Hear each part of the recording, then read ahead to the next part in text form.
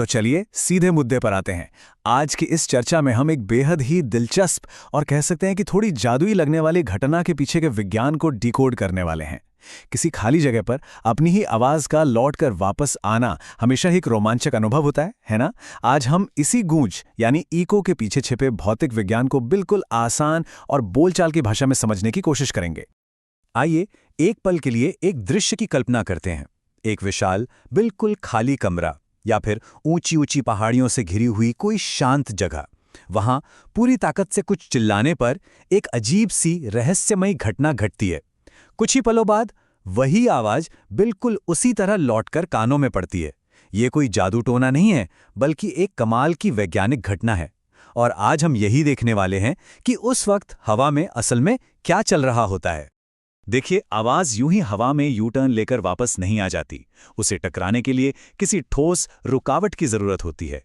खाली कमरों में गूंज इसीलिए होती है क्योंकि वहां आवाज को सोखने वाली कोई चीज मौजूद नहीं होती, और दीवारें एक सतह का काम करती हैं।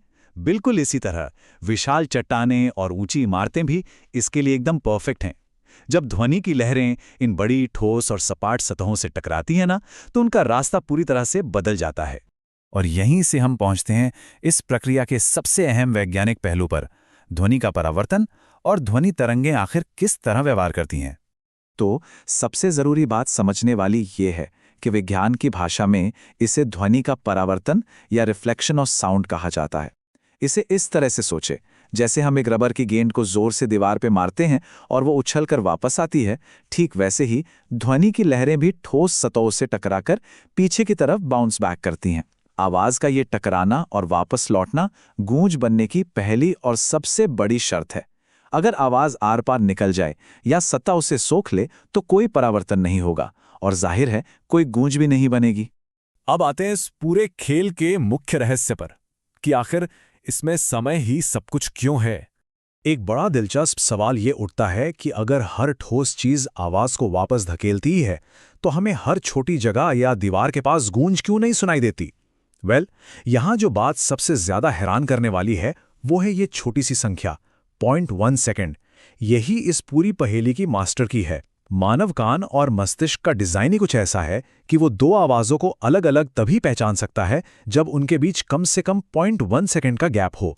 अगर आवाज टकराकर 0.1 सेकंड से पहले ही वापस आ गई तो हमारा दिमाग उसे मूल आवाज के साथ ही मिक्स कर देता है। तो 0.1 सेकंड ही वो जादुई आंकड़ा है जो एक नॉर्मल आवाज को एक स्पष्ट गूंज में बदल देता है।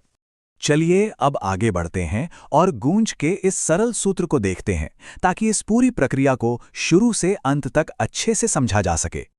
सच कहें तो ये पूरी साइंटिफिक प्रोसेस वाकई में बहुत ही सिंपल है। ये महज 3 आसान चरणों में काम करती है। पहला चरण, आवाज अपने स्रोत से निकलकर एक ठोस सतह तक का सफर तय करती है और उससे टकराती है। दूसरा चरण, वहां से आवाज का परावर्तन होता है, यानी वो सतह उसे वापस पीछे की ओर धकेल देती है। और अंत में तीसरा चरण, ये लौटती हुई आवाज वापस कानों तक पहुंचती है। और अगर इस पूरे सफर में 0.1 सेकंड से ज्यादा का वक्त लगा है तो बस हमें एक बिल्कुल साफ गूंज सुनाई दे जाती है। इस विश्लेषण के अंत में एक बात जो हमेशा याद रखनी चाहिए वो ये है कि हमारे आसपास की दुनिया विज्ञान के ऐसे ही छोटे छोटे और अदृश्य नियमों से घिरी हुई है। अगली बार जब भी पहाड़ों के बीच या किसी खाली हॉल में जाना हो और वहां आवाज गूंजती हुई महसूस हो तो बस एक पल के लिए उस अदृश्य 0.1 सेकंड की देरी पर ध्यान जरूर दें। वो सिर्फ एक आवाज का लौटना नहीं है, बल्कि ध्वनि तरंगों का वो शानदार सफर है जो एकदम सटीक टाइमिंग के साथ वापस आ रहा है। यह जानने के बाद यह आम सा अनुभव भी कितना खास और मजेदार हो जाता है ना? क्या विज्ञान वाकई दुनिया को देखने का नजरिया नहीं बदल देता? जरा सोचिएगा।